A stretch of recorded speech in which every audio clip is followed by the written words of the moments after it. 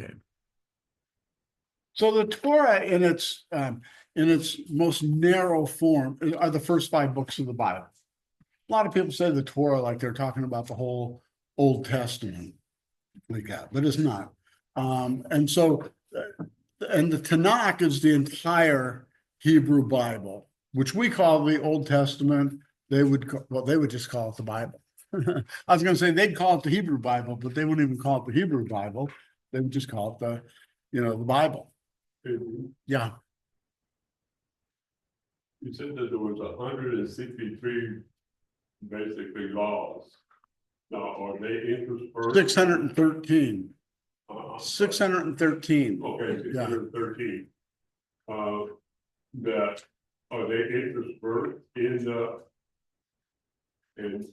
in books, or are they separate? No, they're not separate. In fact, what they are, hang on, let me just check my sound to make sure I got my settings right. I do. Okay.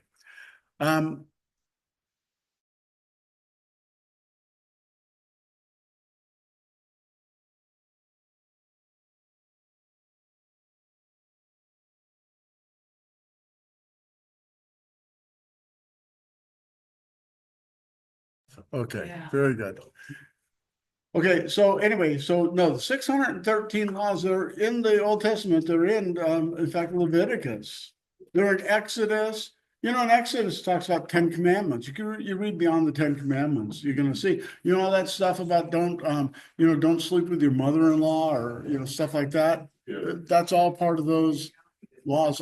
There's the laws of what not to do. There's the laws of what to do. There's laws on how you do things. When you get into all the washings, and those are all part of those 613 laws. So those are in the Bible. But what we were talking about was that, so what does that mean? How do you do that?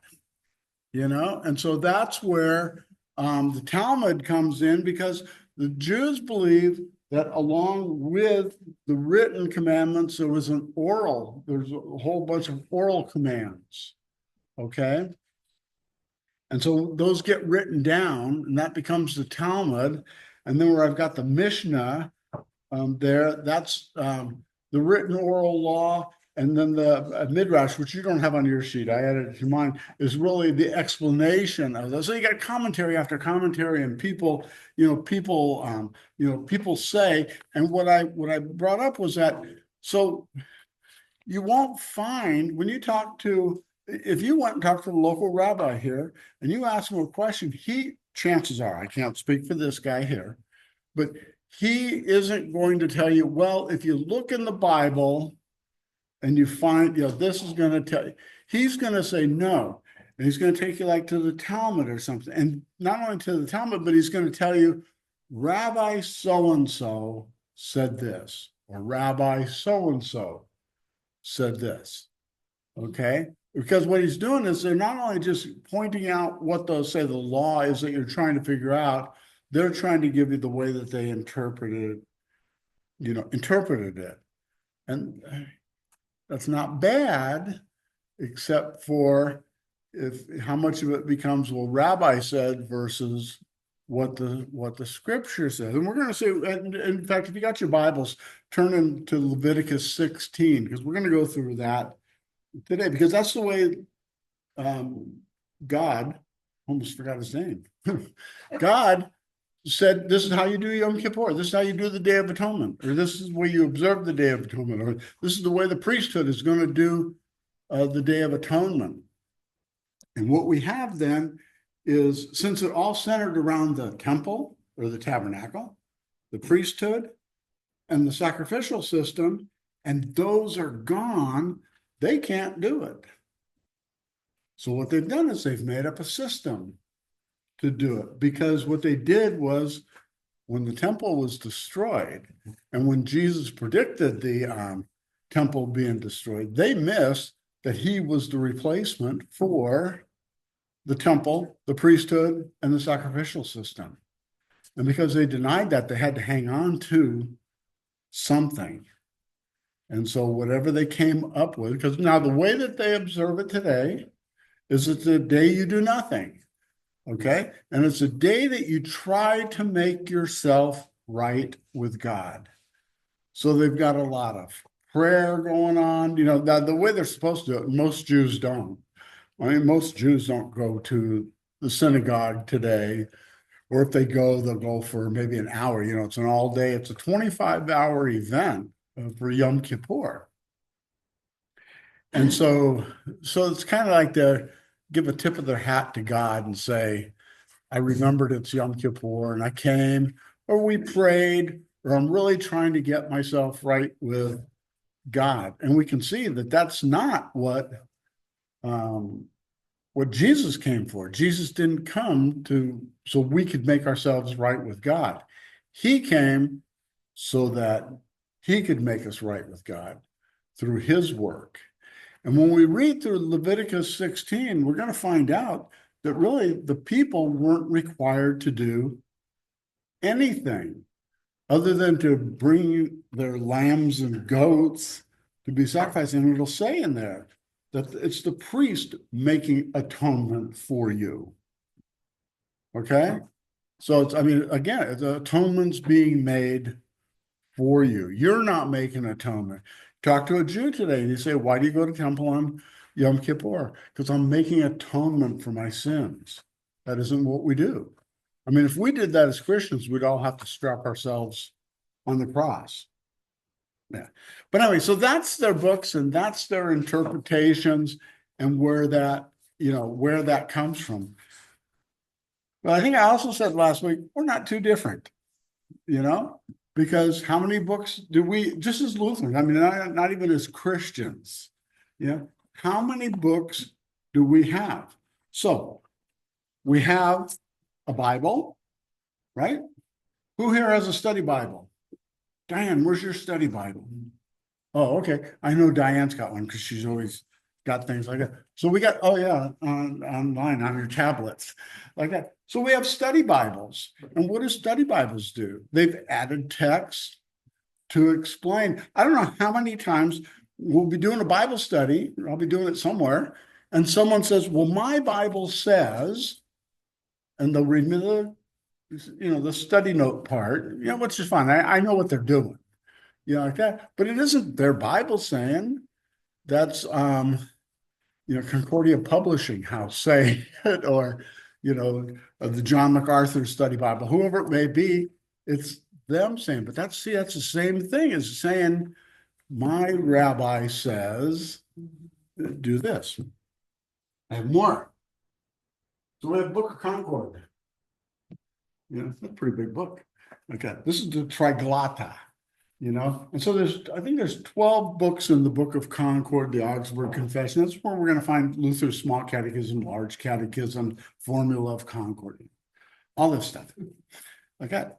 But its purpose is to explain, especially after the Reformation, is to explain what we think that the Bible says. Now, we say with the Book of Concord, and the authors say this, is that we say with the Book of Concord is that it's the best explanation of the scriptures. So it is supposedly based on the scriptures, and the notes in it and the references will take you back to scripture. This is pretty good. This is 3 languages. This is the German, the Latin, and the English. Okay. But the Book of Concord, like Augsburg Confession, which was the first book, it's written in German and Latin. And it's really cool. They wrote it in, I think, Latin. Maybe, no, they wrote it in German, I think. I think they wrote it in German, presented it to the emperor. And the emperor's people said, no, we want it in Latin. Maybe it's vice versa. I don't remember. So they rewrote it.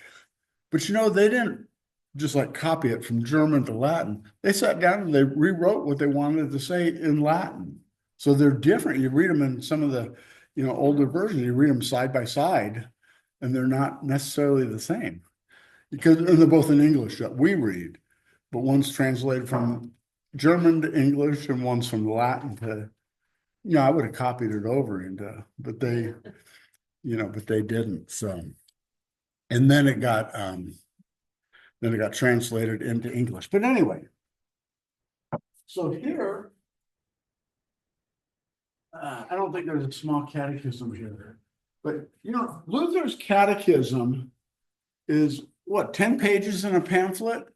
I think that's all Luther's catechism is. It's like 10 pages in a pamphlet.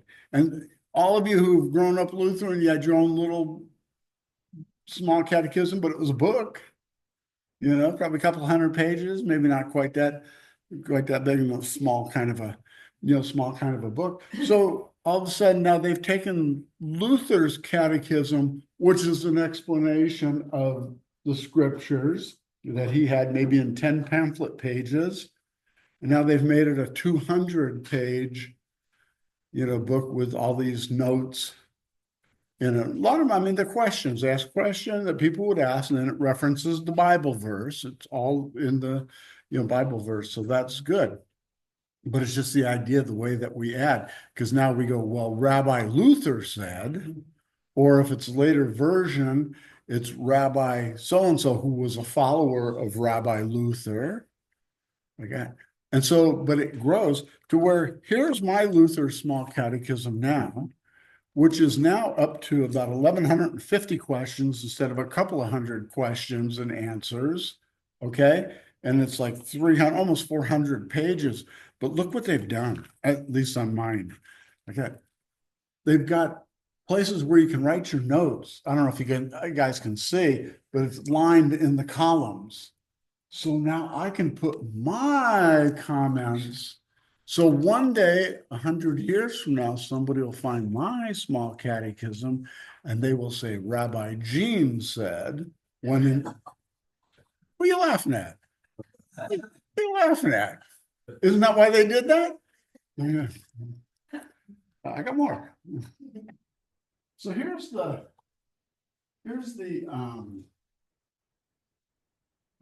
this is Luther's large catechism, which is probably 30 pages. Not here, probably like 30 pages in the Book of Concord. And but this book, it's a study book, and this is the book that Deacon Joe was using his class last year to the ladies. But it's Luther's large catechism with study questions. But then they also have other questions, and because it's a teaching tool. Okay, so this gets into, so now this is 156 pages. And it's got all these references in it and stuff like that. And so that's been added, that's been added. So we're doing the same thing that the Jews are doing, because you're just trying to explain. The new large catechism that came out a couple of years ago is a lot bigger, okay? Because they've added articles to it. I mean, regular articles, like this is what, 5 pages that I printed out. But this is just modern day of what was done years ago. This one here is by Joel Bierman. He's a professor at the seminary, okay? And so this article is, I think it's under the 5th commandment, which is, what is that, the thou shalt not kill one? Is that the 5th commandment? Yeah. So he's got an article in there, lawful lethal force. And it's 5 years about what constitutes lethal force, but also within it, well, he's got anti-gun stuff in here too. I mean, he really caught heck for it when this new, well, a lot of them did, but it was just the idea that Concordia Publishing House thought it, I don't want to pass judgment on them. I don't want this to come out bad, but they thought, okay, let's put modern day articles in the large catechism to explain.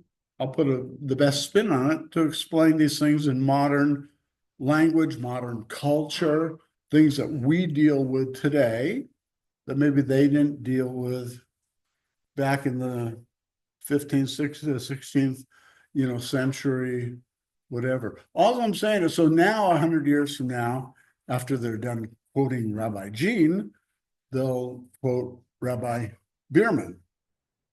And what does the fifth commandment mean? Well, according to Rabbi Bierman, it means this. So anyway, the only reason I should say the only reason, I just wanted to show up my books. No. Yeah. The only reason I bring it up is that's how the Jews got to where they're at, to where they don't do Yom Kippur, or I even said last week, is that's how the Feast of Trumpets became Rosh Hashanah and became the civil New Year, when God's New Year is at the top of the calendar, in the month of Nisan at Passover.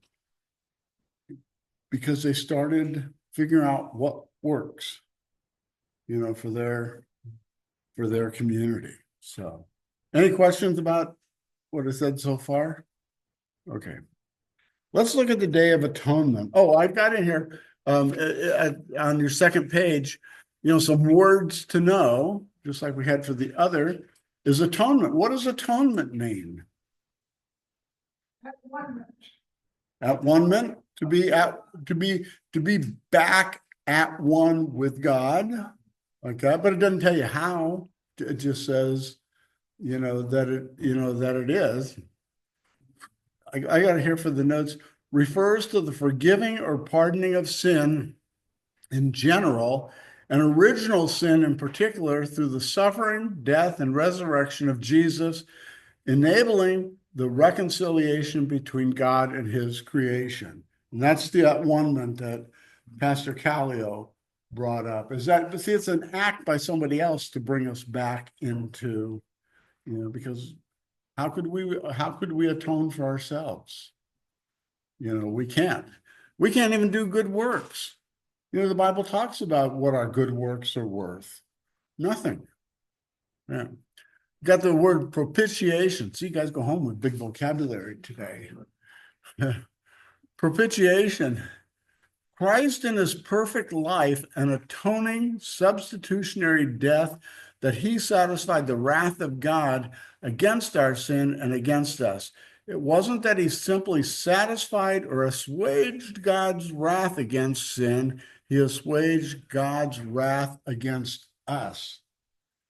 See, God's not mad at sin. I mean, God doesn't like sin. He's mad at us as individual people, or as a group of people. So it's one thing to say that Jesus satisfied God's wrath against sin. That doesn't say how he dealt with us. So that's what propitiation is. And Paul even uses that word in one of his letters. I think it's in Romans. The other word's expiation, to clear away the record, to make it as it never existed. So God's done the atonement. Jesus has done the propitiation. He has satisfied God's wrath against us. But that doesn't mean that there's not still a stain there or something. Well, I can see it under the erasure mark in the book, like that. So expiation means that the record's clear, It's as gone from us as the east, far from the east is from the west, or, however that goes. So now we're into Yom Kippur, which is the Day of Atonement. And we have to understand, I kind of hinted towards this, is that Jesus and his disciples observed all the holy days, all of the holidays, okay? And that, but not as they're observed today. So when it says that Jesus showed up in Jerusalem for the feast of, you fill in the blank, what he did and what his disciples did is not what people do today. See, a lot of people say, well, look, Jesus still observed the holidays. Okay, yeah, but they weren't the same. They weren't the same holiday. First of all, he showed up at Jerusalem because that was another command, is that three holidays a year you showed up to Jerusalem. When it says that, and I don't know, I mean, people, the Jews back then were probably no different than Lutherans and Christians today. They don't all show up at church. Have you ever noticed that? No, yeah, they don't all show up at church, but but they're supposed to. But so when it's talking about what's his name, John the Baptist baptizing, and it says all Israel went down to the river, or whatever it said. When all Israel went down to the river. I mean, at least that's what they were supposed to do because they were all in town for the holiday. Like that. So part of that might be, well, maybe that determines who all Israel are, is those who go to, go. So anyway, so they don't do but see, I kind of know Jewish history and culture, and yeah, it'd be the same way. If somebody say, hey, let's do a class on Hinduism. Well, you couldn't just say, well, read their book and it'll tell you what, and it won't.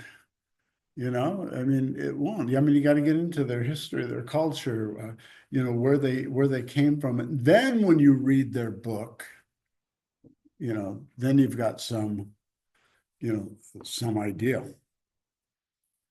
My great religious reading for this week is I'm reading The Exorcist. I've never read it. I've never seen the movie. Huh? And it's really interesting because I was watching a YouTube video of interviewing Pat Buchanan. I don't know if you remember Pat Buchanan. He used to work with Nixon and Reagan. He was a speech writer and stuff like that. Anyway, he's a Roman Catholic, and this was on a Catholic channel. And they were interviewing him. And at the end of that, the next person they interviewed was this is from like 10, 15 years ago, was the author of The Exorcist. And so I watched him, for a half hour, and he was explaining why he wrote the book. Because they always refer to it as the scariest book ever written, the scariest movie, and all that. And he said, I didn't do it for that reason. He goes, I did it to bring people to God. He goes, I figured the way that I communicate to them, if I could get them to think about there's the devil and that there's angels, there must be a God. And I thought, pretty interesting. I better get the book and read it and see what, and see what it is like that. But anyway, so. Is it creepy? Huh? I'm like 4 chapters in, so the beds are just starting to shake, like I just can't imagine though reading a book because they talked about how, because the book was written some years before the movie, and they talked about how scary the thing. I can't imagine to be reading and go, like something's jumping out at you or something. But I guess people do. Were you going to say something, Ray? Okay. Oh, yeah. I guess you one. It's that I'm looking at the internet and it says 613 laws, but some were connected to the temple. So when the temple became non-existent, that nullified half of the laws or something. No, well, it didn't. I don't know if it nullified them, but it shows that man can't keep God's law. Right. Because of the laws gone. No. Yeah, it's just, so you think you're so smart. How are you going to keep those laws? Jesus said, he goes, I did not come to abolish the laws, but to fulfill them. And you get these Christians who are Sabbath keepers, not worse than Seventh-day Adventists, because they think all of the laws are still active for today, because Jesus didn't come to abolish the laws, he came to fulfill. Yep. And I try to argue with them online in the best way I can, is that, wait a minute, we mean they're not abolished. You can't, because they say they're all still active. 40%, I think, is the count, is that are connected to the temple, the priesthood, or the sacrificial system. You can't do it. I mean, they're at least put on hold. Wanda. Do you think he wrote the Exorcist because Jesus removed, that one girl that, a young girl that had things, evil things within her, plus Mary Magdalene, he removed.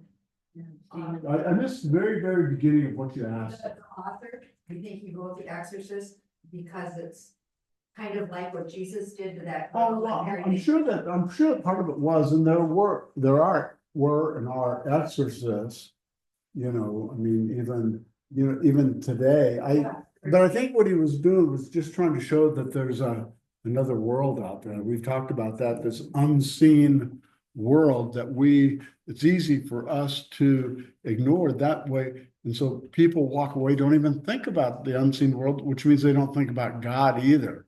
So what he said he was trying to get people to do was, if I can get them to think about the devil and get them to think about angels, that it will lead them to think about God. Now, this guy's a Roman Catholic. I mean, and I'm sure that when he wrote that, it came out in 1970. So he probably wrote it a couple or was working on it a couple of years before that. You're only talking a handful of years before Vatican II. So I'm sure he grew up in the old Latin Mass days, and when things were really were really strict and stuff like that. So maybe if somebody were trying to do the same thing today, their background would be in light of Vatican II, which kind of gives away the farm. And the book would be different, or maybe they wouldn't even write the book because it would be for a different purpose. Yeah. But your point, Wanda, about Jesus casting out demons from individuals, even the crazy guy at the Gadarenes where all the demons went into the pigs, like that. And see, they're more in tune to that than we are. So, but that's not really part of. People doing things because voices in their head told them to do it. Yeah. So that would be like demons within the person's persona. Could be. I mean, some people are just nuts. I mean, they got a chemical imbalance, or they've got something else happening. But I do believe that demons do interact. I forget the words that you used when you were talking about abortion, and you said that it was somehow ruled by the devil, or I forget the phrase that you used, but it does, or demonic. It was demonic, and I think that I would think you meant that in a real sense, that Satan himself has gotten into these people's thinking, that it comes out to where people would be for, aborting babies. So it's something that's real, that's there, but we just don't, I don't know, maybe we'd be crazy if we thought about it all the time though. Like that. And we also have to remember, Jesus won the victory over that. So even though it may be out there, it can't harm us. We don't have to give in to it. Anyway, Leviticus 16. And the Lord spoke to Moses after the death of the two sons of Aaron, when they drew near before the Lord and died. And the Lord said to Moses, tell Aaron your brother not to come at any time into the holy place inside the veil, before the mercy seat that is on the ark, so that he may not die. In other words, there's rules for going into the tabernacle. This is a tabernacle at the time. Well, they're out in the wilderness, and they've got the veil that separates the tabernacle from the Holy of Holies, and the Holy of Holies is only to be gone into by the high priest once a year. And you do it wrong, you die. And that's the reference to Aaron's sons. They did it wrong and they died. Same thing with Eli's sons, they did it wrong and they died. So he says, let's see. Not to come, okay, play, word I live about. For I will appear in the cloud over the mercy seat. So what's the mercy seat? What's the Ark of the Covenant? Think back to Indiana Jones. What, if Indiana Jones wasn't made, how many less people would know about the Ark of the Covenant? Yeah. Nobody would. No, and it does make you wonder, does God speak in that way, even if it's just something to get people who know nothing about the Bible, and to say, what's that Ark of the Covenant they're talking about? Was that Noah's Ark? No. I mean, what is that? But it's built where all's the mercy seat is the lid. It's the lid for the Ark of the Covenant.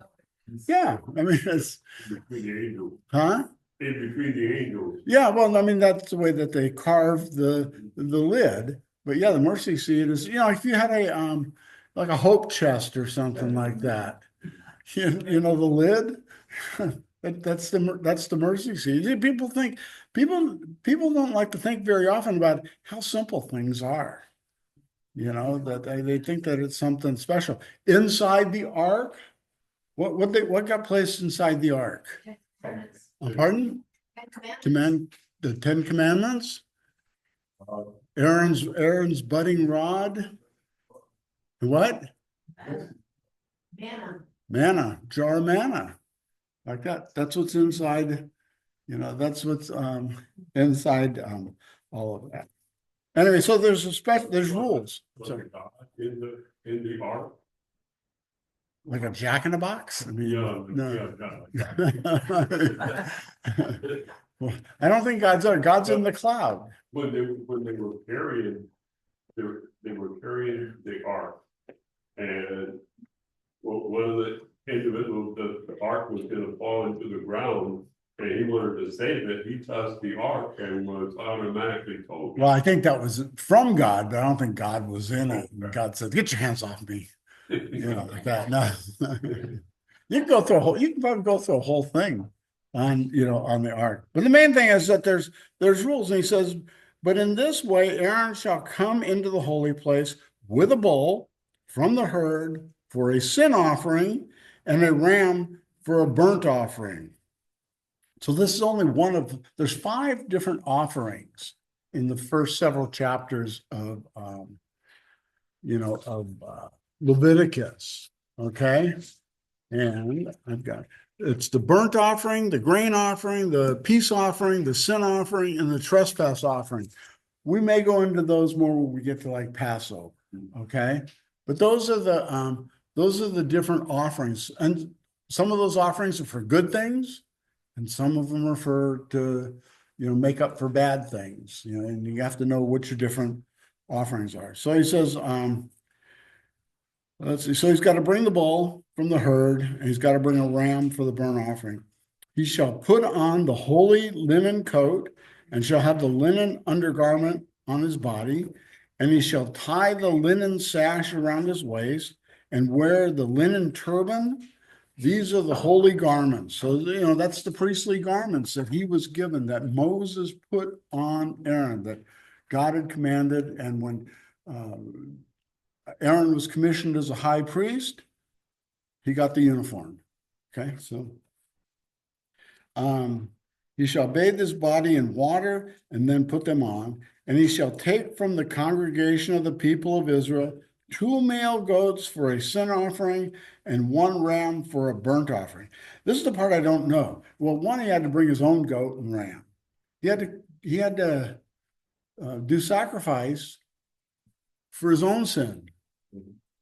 Like that. I mean, he wasn't, just because he's a high priest doesn't mean that he's not a sinner. He's a sinner, and he has to do sacrifice for his own sin. Then when it says that he shall take from the congregation of the people of Israel 2 male goats for a sin offering and 1 ram for a burnt offering. I don't know if that means just 2 for the whole congregation, or each family had, it doesn't really. But when I put my notes in my small catechism, you'll know what Rabbi Gene says about it. Okay. Well, you know what, and see, and for the sake of the modern day rabbis and stuff like that, or not, doesn't even be modern day, back in Jesus' day, somebody would say, "Hey, what does this mean? Does this mean that we got to bring 2 per family, or 2 for the whole congregation?" And then when they write it down, that's their opinion, and their opinion goes. Okay. But doesn't it say you shall take from the congregation of the people, from the congregation? Right. So if it's all the congregation, but if it points to you, I'm gonna take 2 of yours. And then one. No, that's what I'm saying. I mean, that's the way I would read it, that he wants it for, but at Passover, everybody had to take their own goat and slaughter their goat and do their bit with the blood on the, on the doorposts, and then do whatever they did with the, the lamb itself. And so that was for each individual. But I think I'd read it the way that, that you've got. Otherwise, Aaron would be there forever slaughtering the things. So in verse 6, Aaron shall offer the bull as a sin offering for himself and shall make atonement for himself and his house. Then he shall take the 2 goats and set them before the Lord at the entrance of the tent of meeting. And Aaron shall cast lots over the 2 goats, one lot for the Lord and the other lot for Azazel. Huh? Yeah, we're going to get into the scapegoat. So he's got these 2 goats. I got cast lots, whatever lots mean, I mean, I don't know if it's dice or, they cast lots for Matthias to replace Judas. I think the Roman soldiers cast lots for clothes of Jesus. I mean, are they playing craps and like that. So, and then everybody's got their idea of what lots is, but we don't, it really doesn't say. But anyway, so he's casting lots to determine which goat's going to be which, because they have two purposes there. Now, see, I'm telling you, you're not going to have this at a Yom Kippur service today. They don't do that. So, actually, this got reference to that.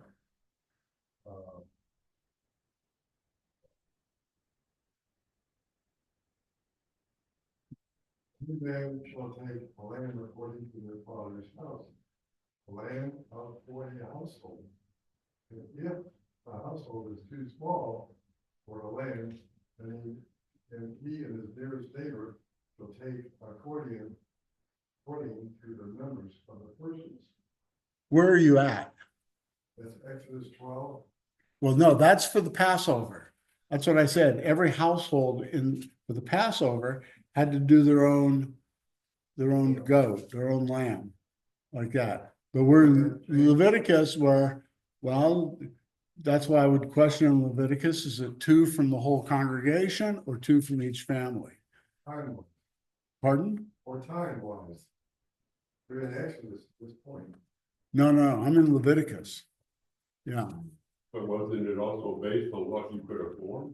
Yes. Doesn't say, well, in Passover it was. Yeah, but, I mean, when, Mary and Joseph went to have Jesus christened, they bought 2 turtle doves. Right, but that's then. Yeah. We're speaking here. We're speaking here in Leviticus. Yeah, okay. This is what you got to make sure that we do when we study scripture, that we're studying what's in here. We can look to other passages to try to get an idea, but the context may be, completely different,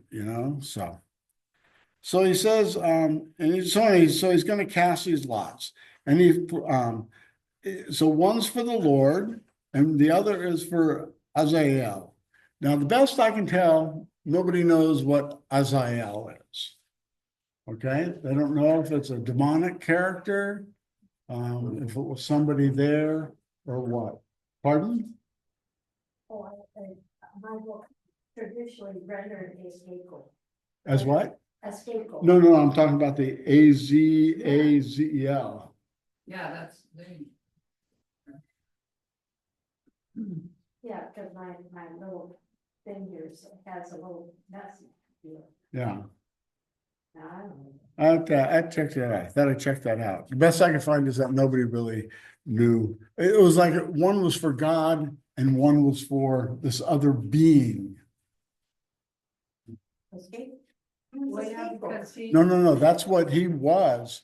But they're both still goats and they're for 2 different purposes. One is to be slaughtered and the other one's to be released.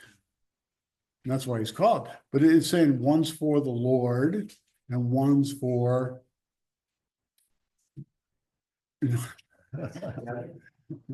No, like I said, that's what he is. It's for somebody else. It's like if I said, one's for Dave and one's for Rick. You know, and the one for Dave is the sacrifice and the one for Rick is the scapegoat. Yeah. No, but he's a scapegoat, but it's one was given for or sacrificed for or not sacrificed for. Yeah, the rabbi from my own study. Rabbi Google?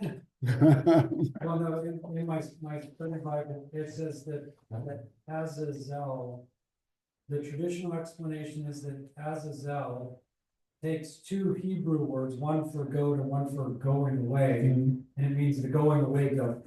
Or the scapegoat, but it doesn't say for sure, it says the traditional. Yeah, see, that's So there's it. still fuzzies there. Yeah. We don't know exactly. Yeah.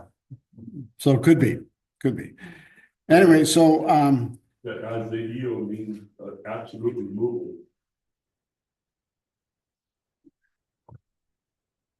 The, the name of the goat is Azael, which translates to absolute removal. no, I mean, I understand the case they try to make for that. See, I look at it as being for a being, some kind of a being. In my Bible, now again, this is another thing you got to watch out for in Bibles. In mine, it's capitalized. It Yeah. says the scapegoat is sent into the wilderness No, for Azael, possibly to appease an evil spirit. oh, well, that evil spirit would be the Aziel. That's what I was saying. It's some kind of a being because it says one's for the Lord. Yes. Well, that's not the name of that goat, that's kept like that. So, and like I say, with the capitalizing, I don't know because there's no capitals in Hebrew. So it said, and Aaron shall present the goat, which and Aaron shall present the goat on which the lot fell for the Lord and use it as a sin offering. And we didn't know what that means, right? Slit his throat. Let's see.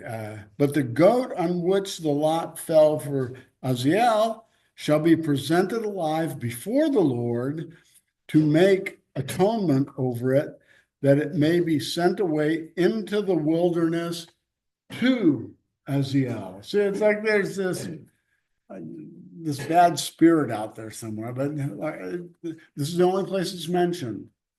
It's not, you won't find a study note that says, for further reference to him, see these 10 Bible verses. It doesn't say it.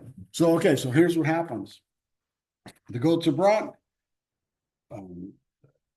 Aaron casts lots for which is going to be which, and he places his hands on them. And, well, the one he takes away for slaughter, the other one he places his hands on them, which is going to be the transferring of the sins of the people. Now, here's the thing, is that the Day of Atonement is for the atonement of the people's sins, of Israel's sins. It's not for your individual sins. That has to be taken care of in your burnt offerings or your, whatever the different offerings are. This is what the nation Israel has done to deserve this. And sent away into the wilderness. Aaron shall present the bull as a sin offering for himself, and he shall make atonement for himself and for his house. He shall kill the bull as a sin offering for himself, and he shall take a censer full of coals of fire from the altar before the Lord, and 2 handfuls of sweet incense. Write these down because I want you to practice these at home, okay? Beaten small, and he shall bring it inside the veil, and put the incense on the fire before the Lord, that the cloud of incense may cover the mercy seat that is over the testimony, so that he does not die.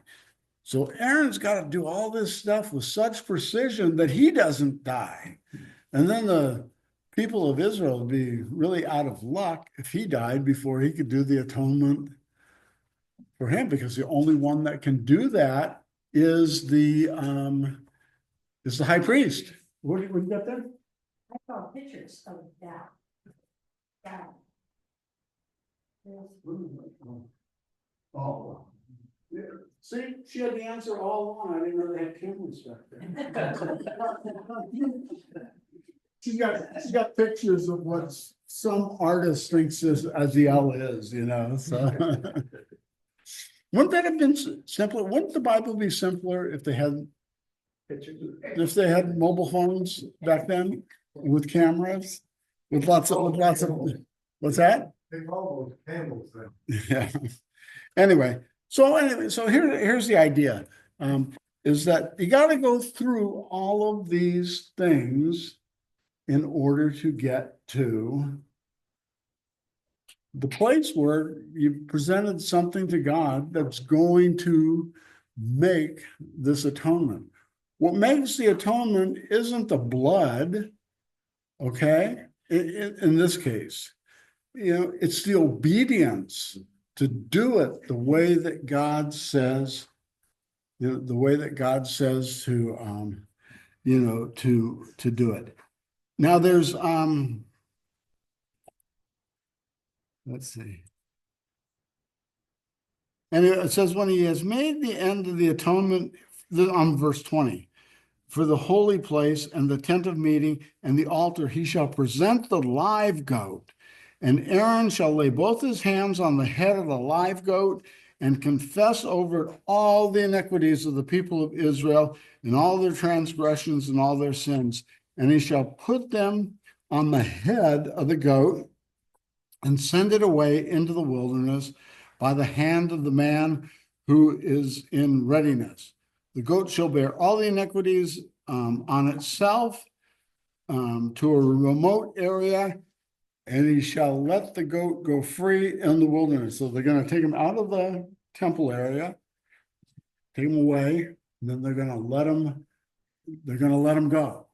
And then that's where the name for the scapegoat comes from, is that he is the one who is being cast out, you know, to do those things. So here's the question. Why can't we do that today? I mean, I'm saying for our sins. So say you're a non-believer in Jesus. Would that work? Yeah. You're a butcher somewhere. You go, I'm already cutting up these animals, you know. Maybe I can atone for my own sins by doing it. What was the failure of this system? It's all what. Essentially what man was doing. Not God. Well, no, actually, they were doing what God wanted them to, what God wanted them to do. I mean, and it worked. You know, I mean, when all of that was done, you know, the thing was they had blood all over the Holy of Holies and the mercy seat, and they never washed it. You said year after year after year of all that, you know, of all that blood. But the problem with it is they had to do it again the next year. They just covered the sin, it didn't wash it away. Yeah. Yeah. Well, you know what? I mean, it was effective for their sin for that time. But see, God's always setting up for Jesus, even if it's 1,500 years before Jesus comes. He's always setting something up in the minds of the people. One, that sacrifice has to be made. Okay? And that two, it's a bloody mess.